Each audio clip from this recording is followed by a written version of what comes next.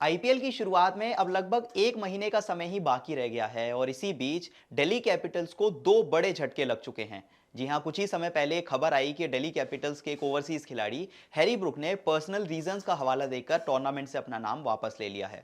और अब इसी बीच डीसी को 2 या 3 दिन के अंदर एक और बड़ा झटका लगा है, क्योंकि टीम के एक और ओवरसीज गेंदबाज लुंगी एनगिडी एक इंजरी की वजह से पूरे टूर्नामेंट से बाहर हो चुके हैं। अब ऐसे में आईपीएल की शुरुआत से पहले ये एक बहुत बड़ा झटका है, क्योंकि डीसी की टीम जहां पर अभी अभी खुशियां आनी शुरू हुई थी, क्योंकि वो खबर आई थी एनसीए से कि ऋषभ पंत अब पूरी तरह से फिट हो चुके हैं और वो बैटिंग भी करेंगे, वो फील्डिंग भी करेंगे, वो पूरी तरह से कंट्रीब्यूट करते हुए नजर आएंगे इस साल डीसी के लिए। लेकिन अब ये दो प्लेयर्स के बाहर हो जाने से जरूर फ्रेंचाइज के लिए एक बहुत बड़ी चिंता बढ़ चुकी है। अब हैरी ब्रुक का तो रिप्लेसमेंट अभी तक डीसी ने अनाउंस नहीं किया था और ये फैसला किया जा रहा था कि आखिर ऐसा कौन सा प्लेयर हो सकता है जिसे हैरी ब्रुक की जगह टीम में शामिल किया जा सकता है। लेकिन लुंगी एनगिडी के साथ वो केस नहीं हुआ। जैसे ही ये खबर आई कि लुंगी एनगिडी इंजर्ड हो चुके हैं और वो पूरे टूर्नामेंट से बाहर होंगे, उसी के साथ एक रिप्लेसमेंट भी अनाउंस कर दिया गया है। जी हां, दिल्ली कैपिटल्स ने सिर्फ 21 साल के जेक फ्रेसर मैकगर्क को लुंगी एनगिडी के रिप्लेसमेंट के तौर पर टीम में शामिल कर लिया है।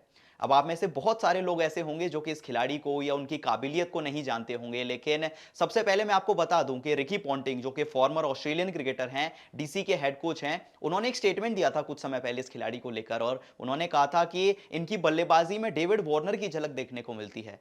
और सिर्फ रिकी पॉन्टिंग ही नहीं, कई सारे ऐसे लोग थे जिन्होंने उन्हें जूनियर मैक्सवेल तक का टैग दे दिया। अब उनको आपने खेलते हुए नहीं देखा या आप उनके बारे में नहीं जानते, तो सबसे पहले पहली उनकी झलक देखने को मिली थी पिछले साल खेली गई बिग बैश लीग में। जी हां, खेले गए 8 मैचेस में जेक फ्रेसर मैकगर्क ने 32 की एवरेज से 257 रन बनाए थे और उनका जो स्ट्राइक रेट था वो लगभग 160 का था।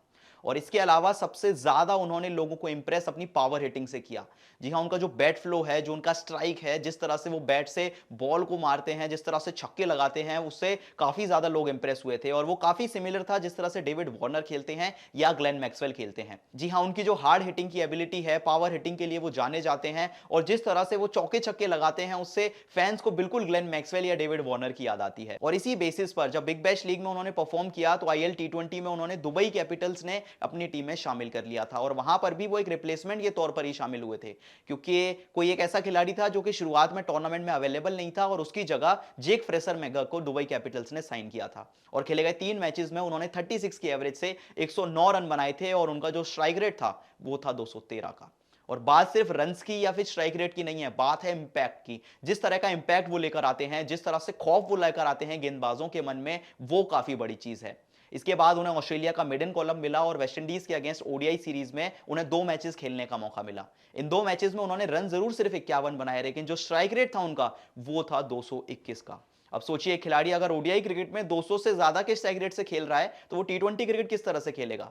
और इसीलिए अब ऐसा लग रहा है कि डीसी की ये जो नई साइनिंग है वो बहुत ज्यादा इंपैक्टफुल साबित हो सकती है डीसी के मिडिल ऑर्डर में। क्योंकि तो चलिए सबसे पहले जरा नजर डालते हैं डीसी की जो प्लेइंग 11 है वो क्या कुछ बनती हुई नजर आ रही है। क्योंकि सबसे पहले आएंगे डेविड वार्नर, उनके साथ होंगे पृथ्वी शॉ, 3 पर आएंगे मिचेल मार्श, फिर आएंगे ऋषभ पंत, फिर आएंगे जेक फ्रेसर मैकगर्क। मतलब ये पूरी ऐसी बैटिंग लाइनअप है जो कि बड़े आराम से 200 रन हर मैच में क्रॉस कर सकती है। पूरी तरह से पावर हिटिंग आपको मिलेगी, बड़े बड़े शॉट्स आपको मिलेंगे और सारे बल्लेबाज इस तरह की काबिलियत रखते हैं कि वो पहले ही गेंद से बड़े बड़े शॉट्स खेल सकते हैं। तो जरूर एक छोटा सा नुकसान है कि क्योंकि आपने गेंदबाज की जगह एक बल्लेबाज को रिप्लेस किया है, तो मे बी जब हैरी ब्रुक का एक रिप्लेसमेंट आएगा तो वो एक गेंदबाज हो सकता है। लेकिन ओवरऑल अगर डीसी किसी तरह से जगह बना लेती है प्लेइंग 11 में जेक फ्रेसर मैकगर्क की, तो ये एक बहुत बड़ा एडवांटेज साबित हो सकता है इस टीम के लिए।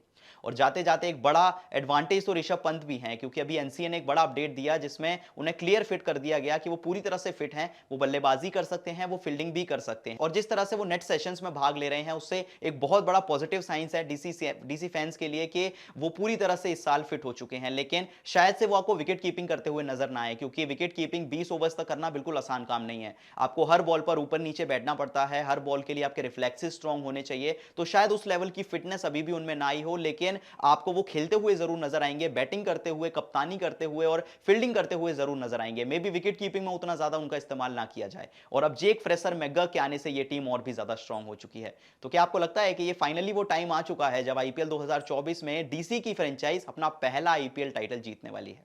आपकी क्या राय है इस साइनिंग को लेकर, हमें कमेंट करके जरूर बताएं और अगर वीडियो पसंद आई तो जाते जाते चैनल को सब्सक्राइब जरूर कर दें।